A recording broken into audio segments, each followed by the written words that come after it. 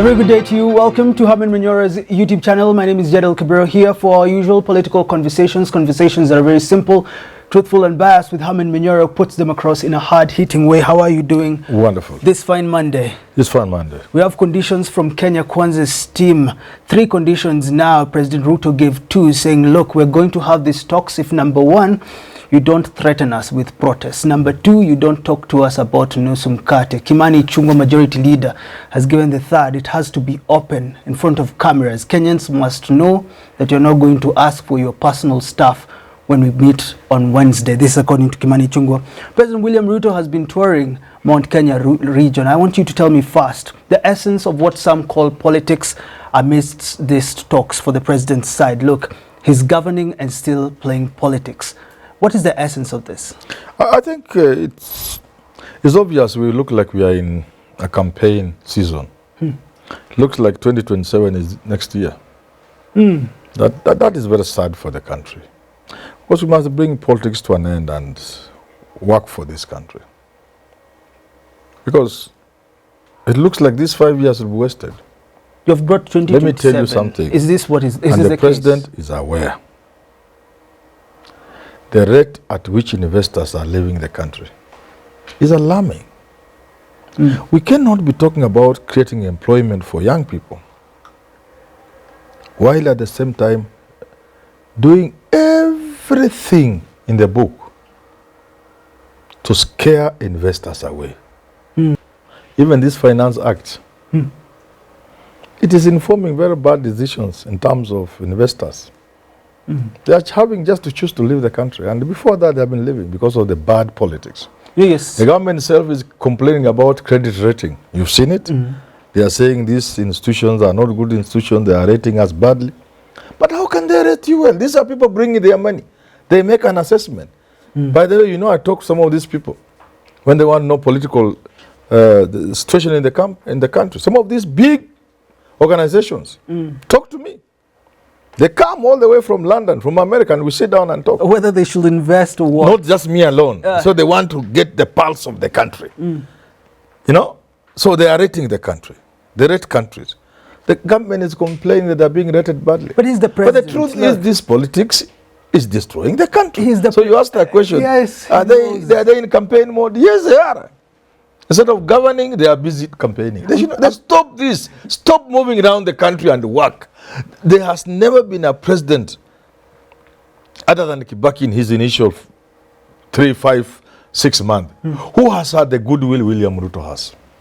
The goodwill? Yeah. Of the people? Even with this suffering, you can see when he goes to the mountain, there are many people still clapping for him, cheering him. He has such a huge goodwill. I don't understand who is advising William Ruto. What should he do? Stop politicking, just work for the people of Kenya. If the situation is so bad... Which situation? To Raila, in fact, I don't know who advises to these people. Oh, God. Oh. In fact?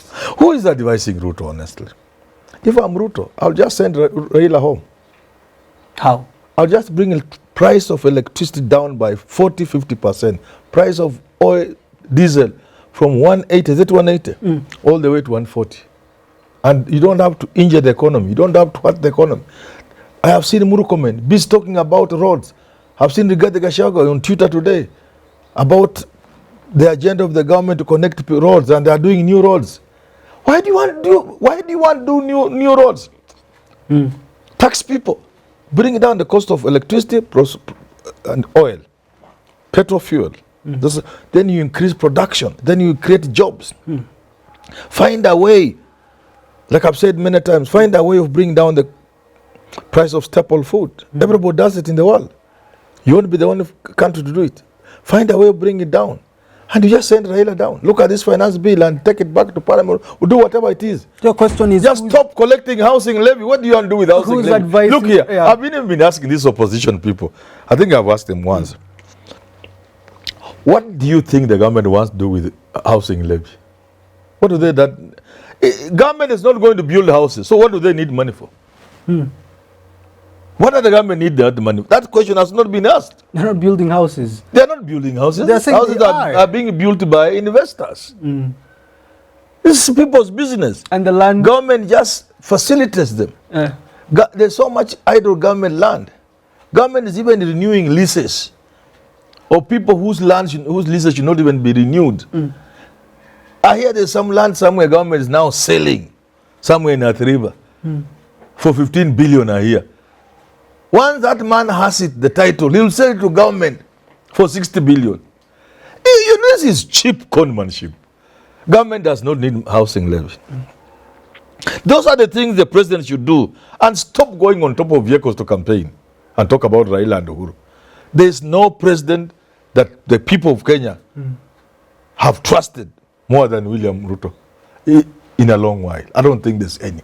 You know, only Kibaki in the first 6 or so months before he betrayed Raila. But Ruto, when our advisors were getting kidnapped. So you've said he's campaigning, you're thinking there's no point. Like we're going to 2027. There's no point. His speeches, according to Stephen Leto reporting, says they're hostile and they're tough. Stephen Leto speeches from the president as he was transversing Mount Kenya. Is this the tone we need to hear, especially from the president, especially now? The people of Mount Kenya, like other people of this country, require taxes to be sensible. They don't need extra taxation. They don't need extra levies. The people of Mount Kenya want to see the government moving away from cash crops. Not from improving coffee prices. No! People of Mount Kenya want to see Kenya moving away from so-called cash crops. They want to hear government coming up with policies of how we shall process our coffee and our tea and sell it as finished product. Not the prices of raw material. We don't want to be a cash crop country. Was Ruto losing touch with the mountaineers? Is that the case? Is that why? That's why he. But what he's doing will not help it. I can tell him for a fact. It won't help him. I move around this country. I've just come from home. You know that. Yeah. And I can tell you, things are not the same. Those people can lie to him. The truth is, the king. People never tell the king the truth. If you told Raila and Uhuru they were going to lose this election, whatever losing means, would they have agreed with you? No. How could they have lost an election like this? And Ruto is doing the same. The people around, they are not telling you, are president, Mr. President, people love you in this country. People believe in you. Work for them. Leave Raila alone. Leave Uhuru Kenyatta alone. Stop these tours. People know that these tours cost a lot of money in an economy that is hurting. This economy is hurting. Yet the government is moving from corner to corner. When they are not moving from corner to corner, church services, thanksgiving, launching and relaunching and what have you, including a tap in Vihiga. When they are not doing that and using a lot of money, they are in the skies, roaming across the world. Even a villager, they know government is wasteful.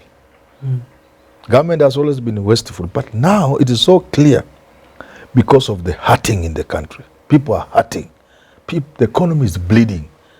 You cannot afford to go on rooftops of vehicles and shout about Uhuru and Raila. No, work for the people. What does this mean though for 2027? Because you said it. They think they are clearing the way for 2027. Is that the case? They think they are not. Ruto needs to do nothing, absolutely nothing, and he'll just win 2027 hands down. There's nothing Ruto needs to do. Nothing, absolutely nothing. You just win it. But with the actions he's making now, he's making it look like Kilaito Murungi said something and people really attacked him, especially women. I can't remember what he was saying, but the thing for which he was attacked, and I hope nobody attacks me for which. So how can you rape a woman who is willing? He was almost killed. So I'm saying, I hope that's not what I'm saying. I shouldn't be saying. I'm trying to draw an analogy from something, compare with that. In other words, the president has 2027 on the laps. Why is he going for it as if it is something you must go for? Frankly speaking, I don't understand. From where you sit, it's like Americans say, if it ain't broke, don't fix it. There's nothing for the president to fix to get 2027. It's clear. You just win it. Is there a threat though from Azimio's side? No, the threat from Azimio was real.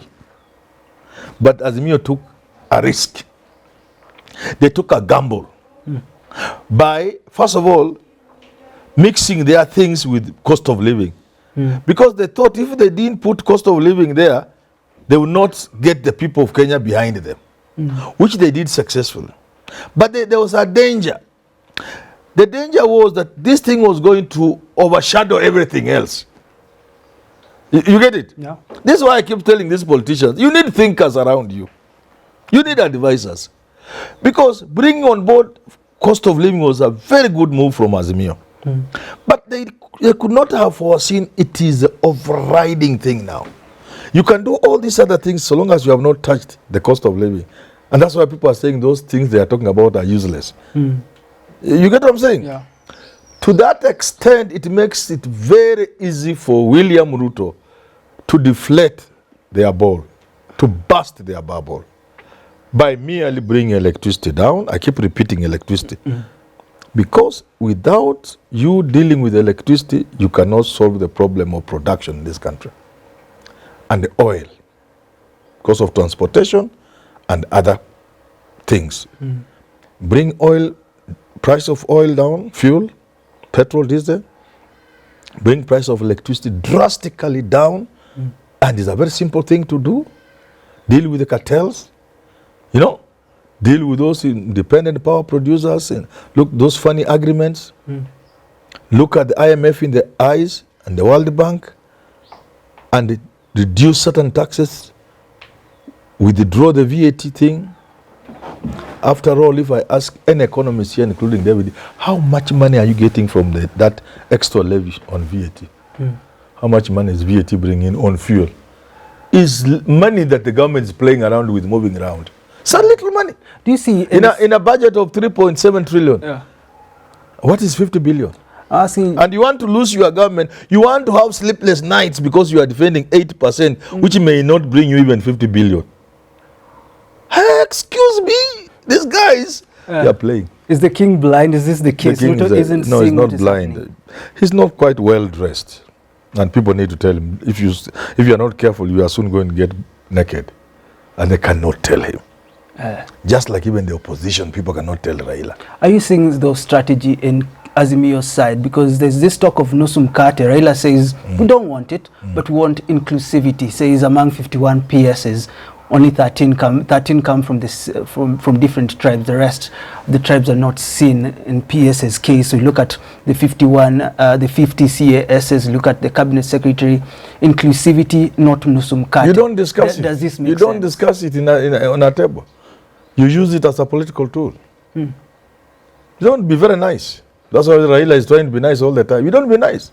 You just hit this thing on a platform. Because kwani hii serikali ni fulani peke yao. And single out some of those who are corrupt and they are useless. They can't even do anything. This is politics. You punch somebody. So back to my question, do you see Yes. strategy in Azimio? They have a bit of it, but Ruto is that's why Ruto is dragging them down. What did I say doing the bipartisan talks? Didn't I say Ruto is going to drag this thing? When is this? Are we in August? In August. When was that? It's quite a while back. I said it or I didn't say? You did. People are harvesting maize. Things are better. It was before the rains. Yes. That was around March. When we were praying actually for rain. Yeah, and I said, Ruto will just drag. See, I started now another round. Again, he will drag. Soon people will ignore Azimio. So their strategy is not as good as it should be. All right. They seem to be the ones begging for the talks. And there are a lot of things they can do even without going to the streets. Because you know me, I don't support the streets. There are a lot of things they can do. Like when they came up with that prayer day, with those images, if you build on that, you can scare the government. And tell, look here, you will come down. We will bring you down. But let's sit and talk. But you see now, it's like they are the ones begging for the talks. Yeah. They are being dismissed left, right. Alonso asked for Monday, they said no, and now it's Wednesday. Serena, they have taken them to Bomas. But even again, I'm telling you, the problem with this country, people don't look for good advisors. On the part of Kenya Kwanza, Bomas is very symbolic. Bomas is symbolic. The ghost of Bomas will haunt them. It's very symbolic. Ni kama wanaingia box bila kujua. Bomas is where all the issues of the constitution took place. And where Kenyans, after which Kenyans were shortchanged. And Bomas will haunt them. Symbolic. You know, Are you talking about BBI? Are you talking about everything about Bomas, including the Katiba. Bomas is the first time Kenyans met in what you can almost call a constituent assembly. They could almost declare Kenya something, something, something. They were there. So only that Moi was smart. Moi alijua kukanyaga break na kukanyaga mafuta. Otherwise, Bomas could have removed Moi. So Bomas is highly symbolic. That's where the constitution was baked. And for the first time, Kenyans met to talk about the constitution and the Kenya they want. For the first time. Under law. A law was established and it created CKRC. And the delegates met in Bomas for a number of months. So what do you mean by big I'm trying to say, if you look at history, you have to be careful with history. Yes. Well, so they think they have scored, they have taken it to Bomas. Bomas is highly symbolic. So we got to wait and see. Before they know what's happening, this thing can become another Bomas. Kenyans can gather there. Not them. Not these 14. I mean, are they 10? 10. 3,000 Kenyans can gather there from across the country and come up with a charter. If you are working for Azimio, then we probably have seen something different, but you're not. I'm not working for Azimio. I'm not working for Kenya Kwanza. But I'm available to advise any one of these people. Because this is my country. People say you have a dangerous mind. What you're saying right now can bring chaos to the country. No. We have to wrap it up. Thank you so much for tuning in into our conversation. Herman is saying Ruto is kind of getting to a place where he might be naked. He must be advised. Till we do talk again, have yourself a lovely rest of your week.